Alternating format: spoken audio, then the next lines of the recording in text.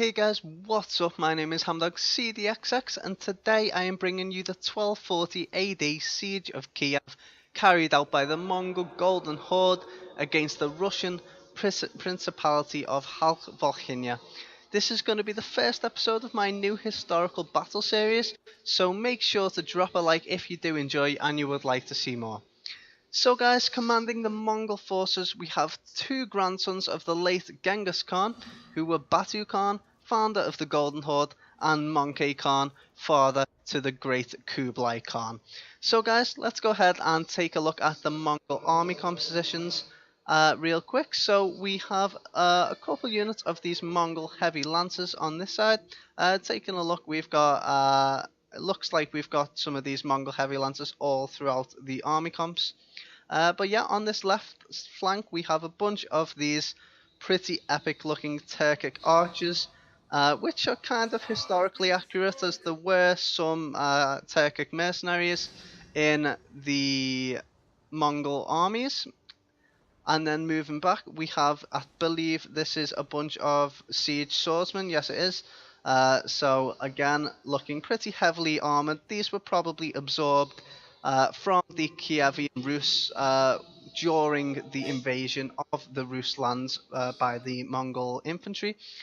And then we also do have some catapults as well, and we've got this Tatalia general here as well, which actually has Batu Kahn in it for this. Well, we're going to pretend that this guy is Batu Kahn right here, even though we don't actually get to see him in his own general unit, which is a bit of a shame, as he is the founder of the Golden Horde himself as well. But anyway guys, let's keep moving along. We do have a lot of army to cover and very little time to do so before the battle begins. So we've also got some of this dismounted Druzhina, which is again traditionally a Rus unit, but as this is a few years into the Mongol invasion of Rus, you know, we can imagine that these guys would have been absorbed into the ranks, and the Mongols would have kind of inherited the armor, and again would have made the best use that they could possible out of the armaments that they would have taken over. Anyway, so then we've got a couple of handgunner units in the next couple of armies. We've got one over on that side as well. More dismounted Druzhina over here, and again a lot of catapults. During the siege as well, there was actually a 7-day period of catapult bombardment, and as you can see, a lot going on here in terms of catapults as well. We do also have some Genoese mercenaries as well, some crossbows. I don't know how historical this is, but they are definitely one of my favourite crossbow units in the game, with the massive Pavis shields on the back. Pretty epic if you ask me. And then if we keep moving down, again it's pretty much the same story. Some more Genoese crossbows, some more Turkic archers, some more dismounted Druzhina, and some more of this Mongol heavy lancers as well. However, we do have a couple units of spearmen, which do look kind of a little bit more authentically Mongol, rather than the Kievian units that have been absorbed into the army. So yeah. Also, most of the units on the Golden Horde also have like kind of a golden headdress, a little bit like this, just in case you struggle to tell the difference throughout the battle. A lot of the Mongol infantry have golden headdresses, so that is a nice way to take a look at that. And we also do have a couple more generals over here. We've got just a simple general's bodyguard, and then also a Keshik general as well. And I don't know where Möngke Kahn would be situated in this battle, but he would definitely be somewhere commanding his side of the forces. So the walls are already starting to fall, so we best quickly just zoom over the army comp of the Kievan Rus. Again, most of the army is pretty, you know, the same for each of the players. So we've got we've got a couple of units of these Rus spearmen, just some classic Kievian spearmen over here, looking pretty epic. I don't want to spend too much time looking over them. And we've also got some pretty light urban crossbow militia. This was a siege in 1240 AD, as I've already said, so it's not really a late period siege, so We've only gone up to tier 2 units in this battle as well, as a lot of the tier 3 units probably wouldn't have been around back then. So some more urban crossbow militia over here, and I've also got a couple units of these dismounted northern boyars in the front lines as well, looking pretty epic. Just look at this guy with his, with his almost goth mask. It looks like, no, it looks pretty sick. He's getting a bit happy, banging his shield.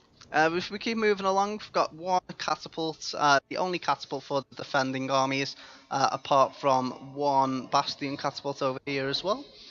And then we have a bunch of these Sioux-style spearmen. These are pretty much all over the battlefield, and these are, I believe, they are the best spears that the Kievan Rus can muster as well. Definitely at a tier 2 level. So we've got some more of them rushing to the front lines as well. If we keep moving down, again, we've got some more dismounted boyar sons.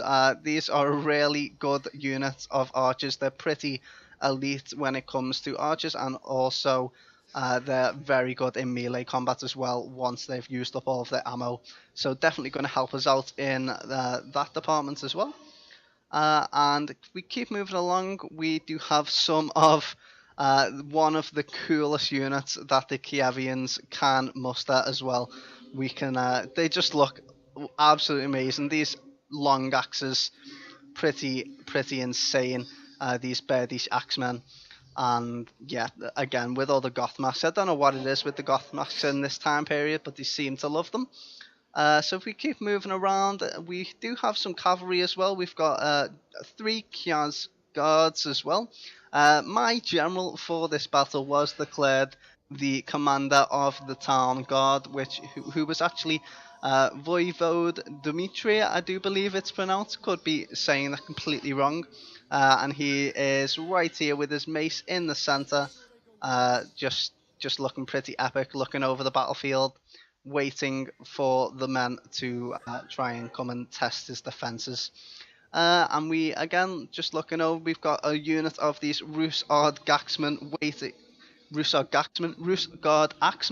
waiting in the town centre, pretty much as a final stand unit, as they are going to deal a lot of damage to enemies that have, already got tired from the first lines of fighting. And again, some more Sioux-style spearmen. We've actually got some northern boyars rather than dismounted northern boyars in the archers.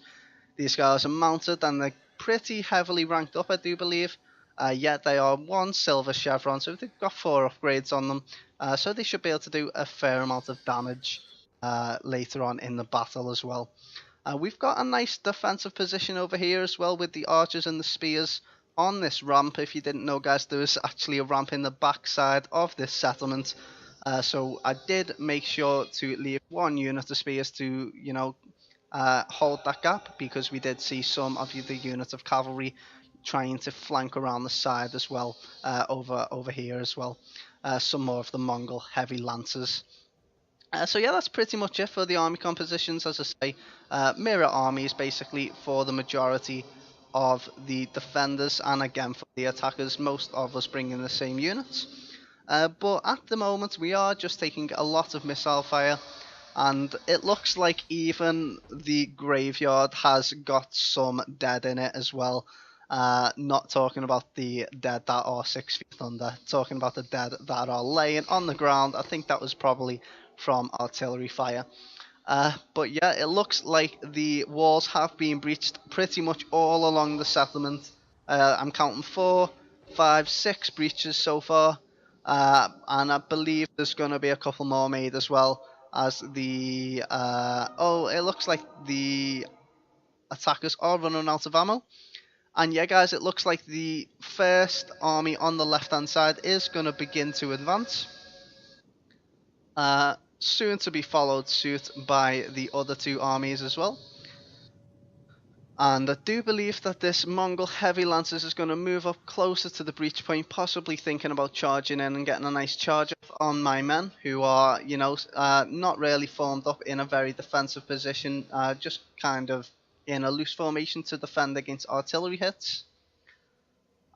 just so that less of our men are going to be hit at the same time. So yeah, looking over the catapults, it looks like there's still a little bit of ammo left in a few of them, or almost all of them, but only about 1 or 2 more shots. So I think they're probably going to hold on to that ammo for a while. Let's just take a look at some of these units while we're waiting. Oh yes, it looks like the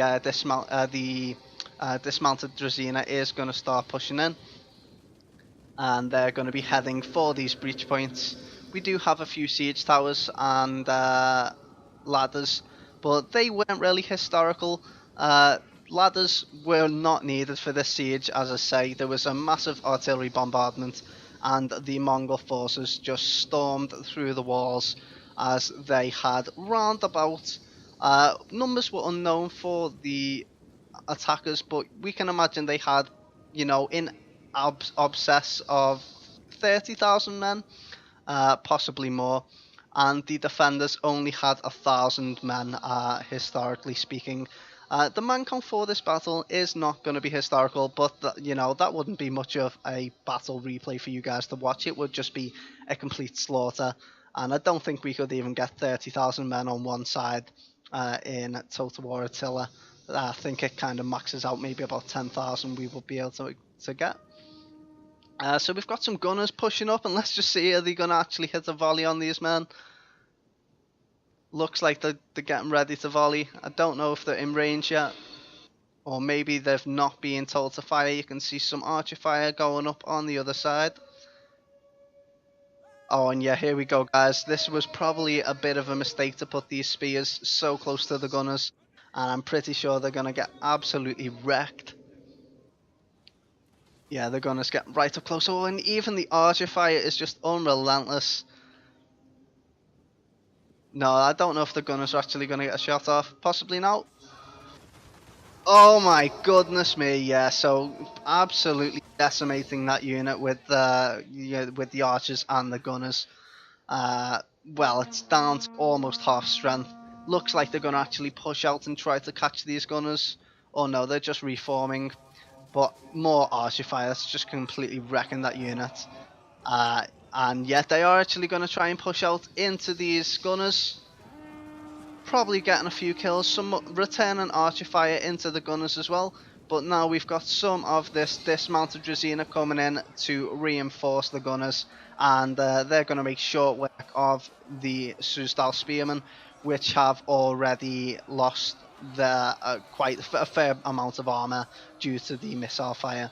Oh, sorry, are these the dismounted northern boyars? Sorry, not spears. So again, we've got more men pushing up at all of the different breach points. It looks like we're going to have another counter charge down the broken bit of wall into more of the dismounted Dracaena. So that should be a pretty even fight there, apart from the fact that if you look from the archer's point of view, the Kievian forces are pretty much exposed to archer fire and not really too much friendly fire. Concerns, seeing as they can just fire over the top of their own men. And yeah, that's going to be a little bit of a problem for the defending forces right there. It's almost like they're trying to become the attackers by charging out. Maybe not the best idea, seeing as the number disadvantage. So over on this side as well, we've got some of the dismounted Dracaena that have pushed in past this next breach point, which are starting to get a little bit depleted. But they've charged into these Sioux-style spearmen, which are heavy spear infantry, but with the armor piercing damage that the dismounted Dracaena do have, they're definitely going to make a pretty heavy dent into this spear unit. But I do believe the spears will probably come out on top. Yeah, it's saying that the spears should probably win that engagement. And the force over on the left hand side looks like he's getting a little bit enticed as to pushing in. Moving close to the graveyard, maybe is a little bit worried about sending his men over the graveyard. It's not a very nice sight to be charging up on. Anyway, so let's go ahead, take a look on this side. You can see I've actually got a unit of cav outside the settlement. I was going to try and hide it in the trees and wait for this cav to storm up towards my spear unit, and then I was going to go and flank them. However, we do have a force over on this side of the battlefield. Oh yes, and it looks like some of the Birdish Axemen have actually gone ahead and charged out into this small force of spears, and it looks like there's some cav mixed in, but I do believe they are dismounted as well.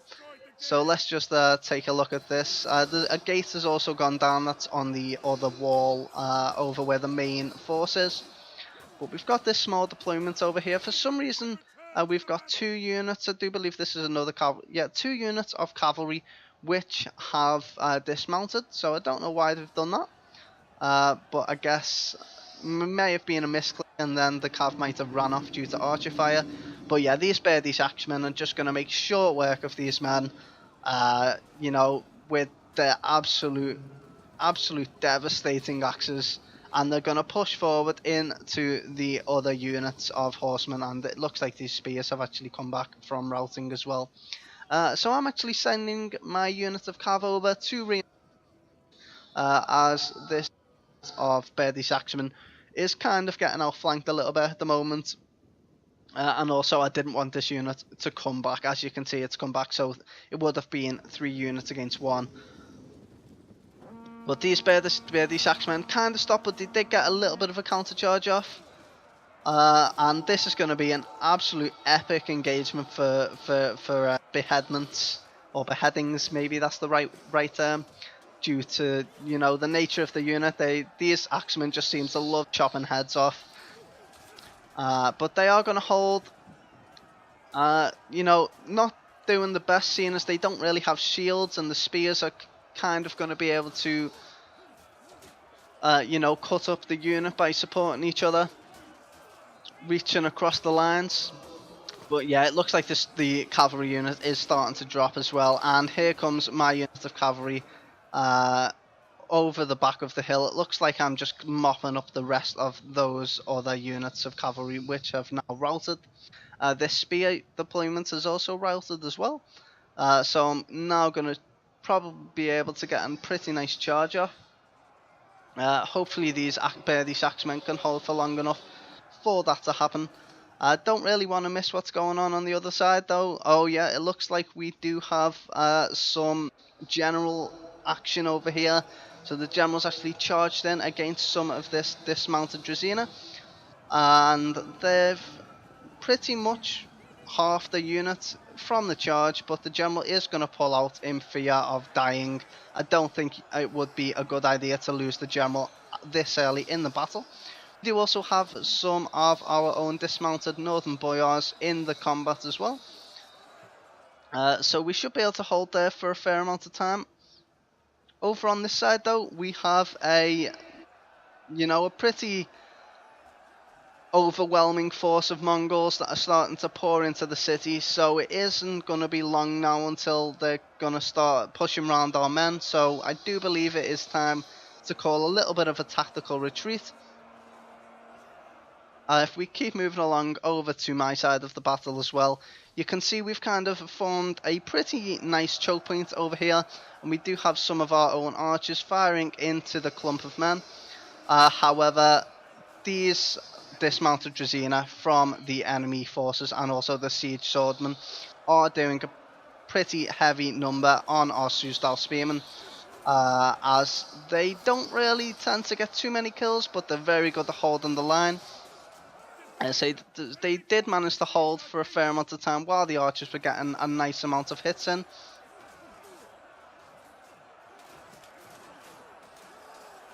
Just see if we can catch any nice animations over here. Any nice deaths.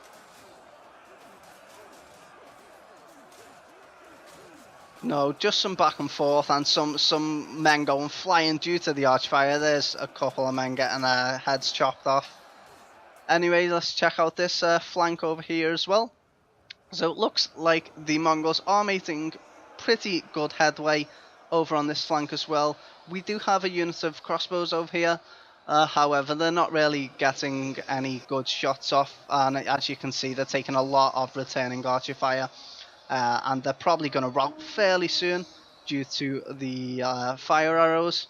However, this urban crossbow militia, it's not got the best morale. Let's just check out. Yeah, 22 morale. I don't know how much longer they're going to last. And now it comes in with, it looks like, some standard shot. I am in loose formation though, so it should be helping me out. But as you can see, I'm not really returning fire, which is a bit of a shame. I did think I was in range of these Turkic archers. But yeah, you can see, I believe there's 3 units over here. Just 2. Oh yeah, 3 units of these Turkic archers returning fire, and they are just absolutely wrecking my crossbows over there. They are using a fair amount of ammo up on 1 unit, which is nice. But yeah, I don't believe these crossbows. It does look like I'm starting to return fire into the clump of infantry. However, I'm probably getting a lot of friendly fire on my own men as well by doing that. So maybe it's not the best idea. Yeah, I am getting a few good hits in.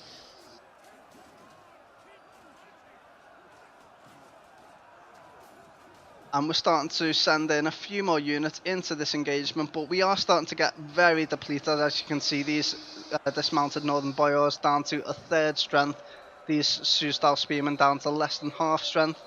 And same with the Rus spearmen starting to get down to half strength. So we are starting to fall on the outer walls. As you can see, this flank has completely fallen, and we've kind of got these 2 units pinned down. But it's not going to be long now until they break through this unit of dismounted northern boyars. So guys, long story short, well, it's not really a long story, it's a pretty short story. The Mongols have overthrown the outer defences very quickly. However, as to be expected in a siege with only 1,000 defenders, you know, historically, the Mongols did take the walls pretty easily, and the Kievian forces did mainly try and hold the inner streets to their advantage and hold them at choke points. And that is exactly what we're going to have to do now as well. Looks like we've got a unit of my cavalry coming over as well, some of the northern boyars, just as our units of swordsmen are breaking. So I'm going to go in for a pretty nice charge over here, I do believe. Or am I just going to stop? Okay, I'm just about going to get a bit of a charge off, and I did a fairly good job at getting through the unit. This guy getting pretty far in. Is he going to get a kill? Oh no, he's going to get shot with an arrow. Is he going to get a kill now? Oh yes, straight through the heart. That was pretty epic. I don't know if he's going to survive against these couple of men behind the enemy lines. I always love seeing a couple of men that have sort of broken through behind, and you've got a couple of units that have peeled off behind their own men to sort of protect their own flank. As you can see, starting to get surrounded now a little bit.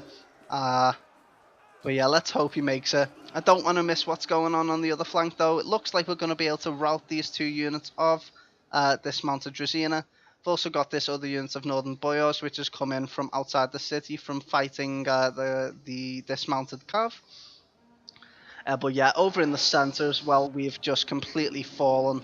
All of our men have either pulled back or have died or routed. And yeah, it looks like I'm going to send my general in, or am I just... no, I think I was just thinking about it. However, Dmytro is not ready to go into battle just yet. I think it would be suicide to charge into this many men, especially with the, you know, absolute horde of men behind them as well. All of the archers would not be a good idea. Talking of all of the archers, we do have, I believe, we all brought 4 units of missiles to the battle, and I believe they are all now situated in the centre, apart from the 1 unit of crossbows, which got pretty wrecked, but they are retreating back to the centre as well now. And yeah, all of these archers actually went ahead and wasted pretty much 4 or 5 volleys on this unit of catapult crew. They must have been on fire at will. I don't believe any of my allies would have used up so much ammo on these men. Are starting to whittle them down a fair amount though. These guys look pretty confident for having, you know, thousands of arrows hailed on top of them. They don't look pretty phased at all. Yeah, they don't really seem bothered. Oh, but here comes a cav charge from the from the northern boyars. Little bit of friendly fire from the top though, but not really doing too much damage. And I'm going to pull out straight away with that unit of cavalry as to not take any further friendly fire. And I believe I'm going to send these guys either into this flank or back up into the town centre as well. So if we take a quick look at the man count, you can see it's still about 1,000 men in favour of the attacking forces. About the same as what we started off with. Maybe they've killed about 100 more than we have of them. But yeah, guys, if we take a look at the battlefield, we can see that pretty much every flank has fallen. This spear unit is still holding, however, I don't know how much longer they're going to be able to hold there before they get outflanked. They will be able to hold it off against this cav, but if any units come around this way, they probably will be outflanked. We've also got some cav moving in onto these couple of units over here. They're going to try and get a charge off, but not really doing too well. Charge was pretty well nerfed by the first unit, and the second unit is going to go ahead and resupport after not having to take the shock charge. However, a lot of archer fire coming in, and it looks like this unit of cavalry is just going to get wrecked. Probably half what was left of that unit. Yeah, they're down to 10 men. More archer fire coming in now as well. Yeah, and that unit is going to rout. I was pretty upset to see those guys go, as I was hoping. Also, I was hoping to get a nice charge off into the side of this unit, but those archers definitely saved the day for this unit of dismounted Drazina. But yeah, again, we've got some more gunners moving up, right up to the front lines. And as what happened before, we've got some dismounted northern boyars charging out at the gunners to prevent them from firing. They did get a couple of volleys off, as you can see. At least 20 men getting shot up to bits by the gunners. These guys are going to continue to push forward into the lines, and it looks like they're just about going to catch them. There's a lot of archer fire coming in though onto those gunners, so maybe they shouldn't have moved up so close to the walls. As you can see, if we move up here, pretty much all of these walls have got archers all over them, so it's going to be a very hard task for the Mongol forces to break down. Some nice artillery hits over here though, taking out a few of the Birdish axemen. Oh yeah, there goes another hit. That one, both of them, those hits taking out 4 men. And yet the only flank that is really still holding is this flank over here. However, I was forced to charge my men in due to the Turkic archers, which were just absolutely wrecking my forces. As you can see over here, a lot of my men biting the dust from archer fire. I could have pulled them back, but they would have took a lot of casualties as they were running as well, shot in the back. So yeah, I thought I'll do the honourable thing and just charge them in, no fear, into combat. However, you can see a lot of my men are starting to get pretty heavily depleted, and this left flank is probably about to fall where the dismounted northern boyars are. And yeah, guys, here comes a tactic that my good old friend Celtic Warband likes to use a lot in his siege battles, pushing the siege artillery through to go ahead and break up the ranks of the shield wall and stuff like that. But yeah, guys, as you can see, he's pushed those through, and it's just completely broken my morale of the spears. Just because, I guess, you know, it is pretty intimidating. It's kind of like massive battering rams coming in at you. Seeing as they were out of ammo, so it's definitely a good use of the artillery there. And yeah, my men are going to try and retreat, but I do believe these archers are going to go ahead and take them out as well as they're running back. Yeah, some more archer fire coming in, and hopefully these guys are going to be able to retreat at some point, or at least charge back in and get a couple more kills rather than standing and getting chewed up by the archers. Yeah, it looks like they're actually going to go ahead and retreat back to the town centre. But there's a little bit of a null in the fighting at the moment, just kind of, you know, archer and artillery bombardments. Got a couple of good hits on the artillery crews and onto my crossbow units as well, with some explosive rounds. That is definitely not what I want to see. We are about to return fire with our own catapults, though. I do believe we're firing into the clump over on that side. As you can see over on the walls over there as well, we've got the Genoese crossbowmen returning fire to our dismounted northern boyars. So yeah, but we should have the advantage on the archer department up here, seeing as we do have the high ground. It looks like these are our own men coming up, I do believe. Some urban crossbow militia, yeah, that have actually routed. Got some more artillery coming in, getting some nice hits on the Birdish Ashmen again. And another hit on the artillery crews. And yeah, they've actually wiped out that onager as well. Only got 2 of the onagers remaining. And I don't think we've got too much ammo left now. So it's not too much of a big deal. However, definitely not what we wanted. So yeah, over on this side as well, we've got the forces starting to push up towards the town centre. With the gunners just in behind as well. However, these dismounted Dracaena are going to go ahead and charge the spear line. Got some of the artillery balls rolling down, and the spearmen and the Birdish Axemen are going to actually go in for a counter charge.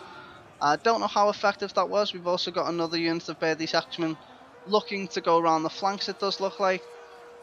However, there is going to be a lot of archer fire coming in now from these 2 units of crossbows and also from the gunners. Again, from their point of view, our men are pretty exposed from the archer fire. We do have a unit of crossbows or even longbows up on the walls, returning fire into the gunners and into the crossbows, and also trying to take out a bunch of the infantry down there fighting in hand-to-hand combat.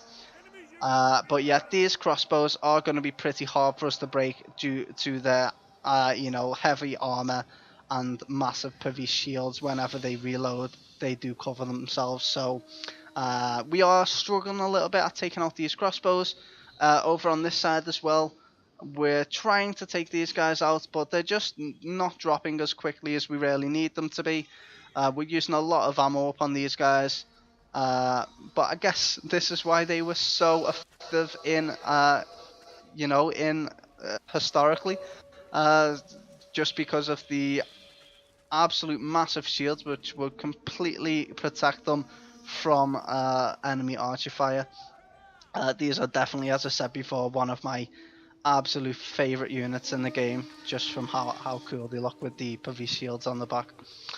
Yeah, let's take a look over here. It looks like we've actually got some cavalry charging up. I do believe we've already had a little bit of a cavalry charge up here. Yeah, our Sioux-style spearmen have gone down to 118 men, so it looks like we had a bit of a charge up the hill. And yeah, guys, you can see the absolute death and destruction of all of these men that have just been absolutely wrecked from the units of archers that we did have up on the walls over here as well. It's a shame I missed that. But yeah, you can just see what would have happened. They've all charged up and these archers have just absolutely wrecked them. So that was a couple units of horsemen that we didn't need to deal with, and these 3 units of Mongol heavy lancers have also decided to pull back as well. So the main infantry engagement has started over on this flank as well. If we just jump into this battle, jump into the battle lines, let's see if we can get any nice kills.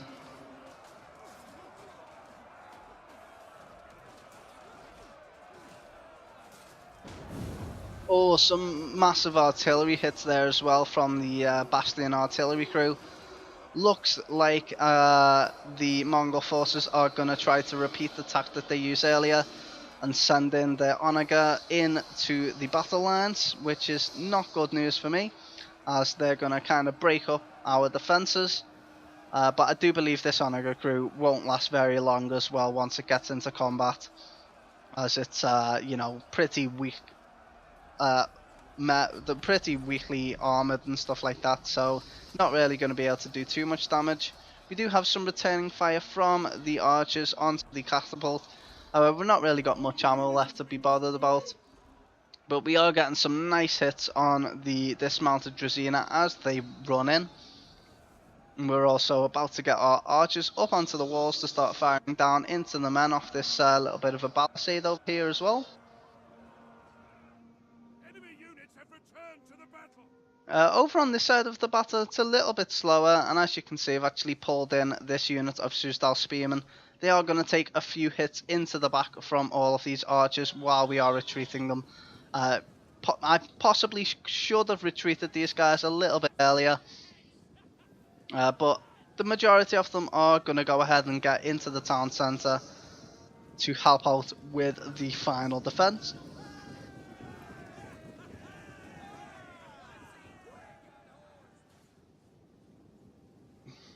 And all of these archers are just going to set up to fire on our spearmen to try to break up our defence. However, we do still have a fair amount of ammo left in these archers up on the walls. I believe we're firing at the Turkic archers rather than the crossbowmen, just due to the fact that the archers drop so much quicker than the crossbows because of the Pavi shields. That was a massive hit by the artillery. It looks like we actually blew up a couple of the onagers as well, so maybe it just looked bigger than it was. But yeah, you can see these onagers kind of just break up the formation a little bit, and our men are kind of struggling to hold. Looks like we've forced in some of the dismounted boyar sons as well, which are now out of ammo. But as I said before, they do have a fairly decent melee attack and melee defense as well. So they're going to do a fairly decent job of holding the line for the time being, and as you can just see, the absolute hail of archer fire coming in onto this flank. This will definitely be a pretty terrifying sight to have to, force your way up past the burnt wreckage of the siege artillery, and then into these Birdish axemen and the Rus guard as well, the Rus guard axemen as well, which are going to be forced into this flank pretty soon. I do believe they're over there for now. However, they are going to come over and support this flank. Looking on this flank though, we have pretty much wrecked the attacking forces over here.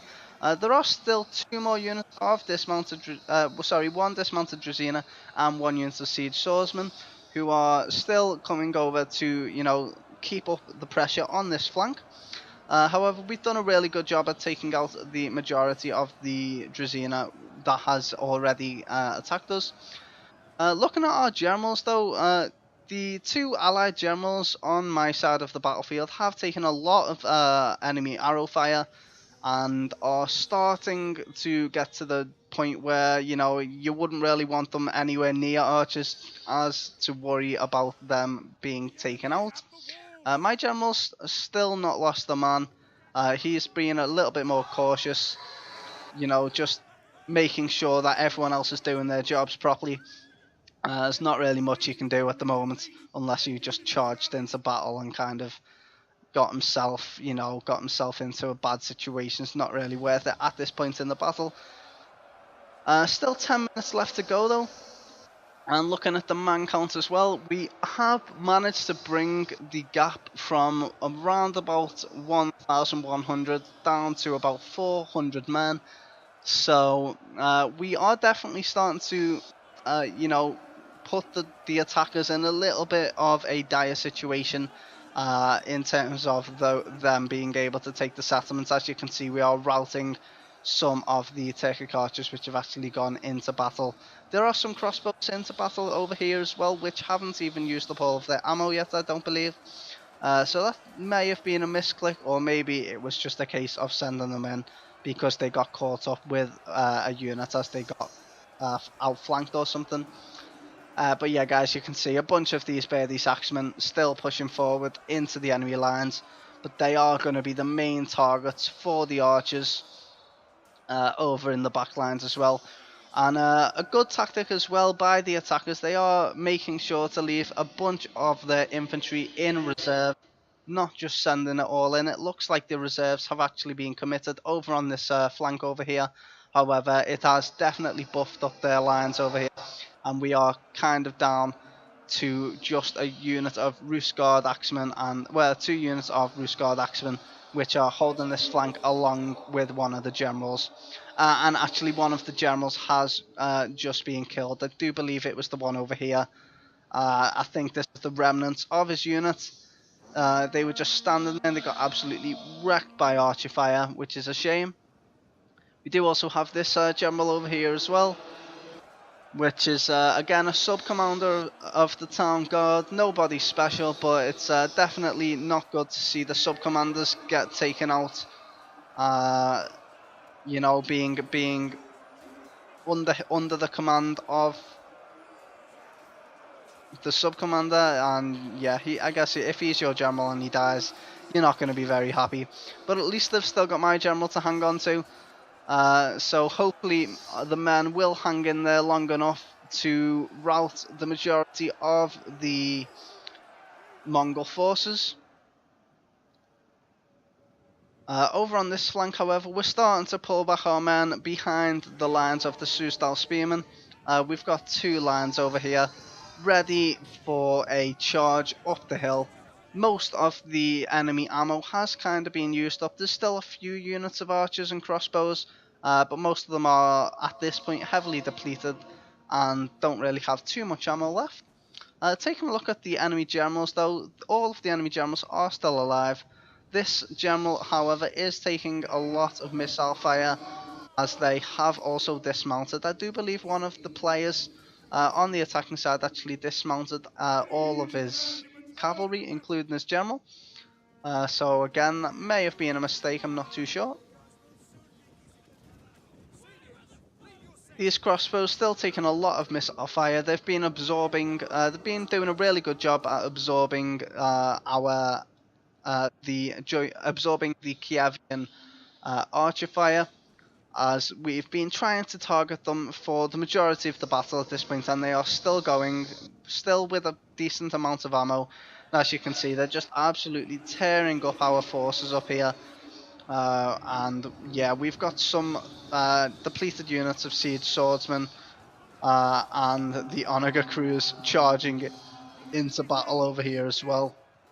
It looks like the Tatalia with Batu Kahn is going to go ahead and charge into battle over here and probably pop, yeah, it looks like he's popped some sort of war cry, or he may do at some point. This cavalry is actually a bow cav unit, however it is going to be pretty good in combat as well due to it being a general bodyguard unit. We've got again some units held in reserve that have sort of come back from routing, rather than just sending them straight back in, allowing them to sit in reserve. We are managing to fend off this first wave of attackers on this side though, but there is still a lot more infantry to deal with on this flank of the battle. Over on this side we are starting to thin out a lot. However, I'm going to go in for another charge with the Rus Guard Axemen. Should be able to get some nice kills with these guys charging in with their shock bonus. They are very heavy shock troops, very OP when they can get a flank off on the enemy forces. And yeah, you can see over there a couple of heads flying off. I do believe this may be enough to start depleting this unit of Drazina. Yeah, you can see they are starting to drop a pretty heavy amount now as well. So basically at this point the main problem for the defenders is going to be this flank over here. The flank on the right is starting to deplete, however we've got a good amount of these dismounted Boyarsons which are holding the flank with, you know, as I say, they are an archer unit but they are pretty good when it comes to combat as well, with being a heavily armoured archer unit. And yeah, over on this flank is the main problem, so we're actually redeploying a unit of these Susdal spearmen over to hold that flank as it's getting pretty dire at the moment. and over on this side. So I guess our main plan now is to try and defeat this flank. However, just as we were going to do that, the enemy starts to pour in. So you can see the enemy Tatarya general with Batu Kahn actually forces his way into the battle. And also we've got some more reinforced Mongol heavy lancers coming up over on this flank as well. I am going to go ahead and get a nice charge off with my general though into these dismounted Drazina. They've just fought tooth and nail to go ahead and break this choke point, and as soon as they do, all they got was an absolute face full of general, and Voivode Dmytro has finally got himself into some combat. He's going to do his best to break these couple of units. However, now that the enemy Mongol cavalry has managed to break inside of the, the main keep, the general is going to soon be outflanked. It looks like this unit is going to try and engage the archers as well, which are kind of just standing back, waiting to be charged. This is not going to be pretty. And yeah, these Mongol cav are just going to absolutely wreck them. Over on this flank, we've still got one unit of archers, about 60 men I do believe, 53 men holding back an absolute horde of Mongols as well.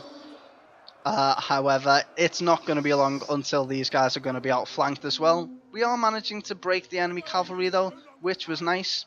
And over on this flank, we're just down to a unit of spears and 2 units of dismounted boyar sons, which have no ammo whatsoever. And it looks like Voivode Dmytro is actually gonna start fleeing from the battlefield, or at least getting round to the side. Yeah, as he started running, at this point, the entire settlement has fallen, and he is about to give his life for the battle. So he's just decided to go ahead and try his best to escape with the small number of men that he has remaining. So yeah, guys, it pretty much came down to the last. Well, it's down to the last 700 men. We still have half the amount of men that the enemy do. However, they have a lot more elite troops. We're just down to archers. And yeah, guys, you can just see all over the battlefield there's so many routing units, especially on this side. Pretty much all Mongol infantry that are routing. All of the Kievian units have just been destroyed at this point, and the general is going to come over past this pretty defensive point over here with the capture point. Looks pretty cool with the almost Odinic guard, but he's going to get a nice charge in, and yeah, into these artillery crews, knocking pretty much half of them to the ground. These artillery crews, well, they usually wouldn't do too well against the general. However, with the general only having 12 men in his unit, down now to 11 men, 2 of those artillery crew units are actually going to rout. But if we take a look at the man count, the rest of our units are just beginning to break. It looks like all of my allies' forces have actually broken at this point. It is just down to this unit of archers over here, and yeah, it looks like they're about to go as well. Possibly may get to see them charge in. These spears are gone, yeah, and so have the archers. So if we go back over to the general, he is the last surviving unit for the Kievan Rus, and I do believe he's going to go back in for one heroic charge, guys. Well, anyway, guys, I hope you have enjoyed. Make sure to comment what historical battle you would like to see me do next on the channel. Don't forget to like and subscribe, and until next time, my name is Hamdog, and I'll see you later.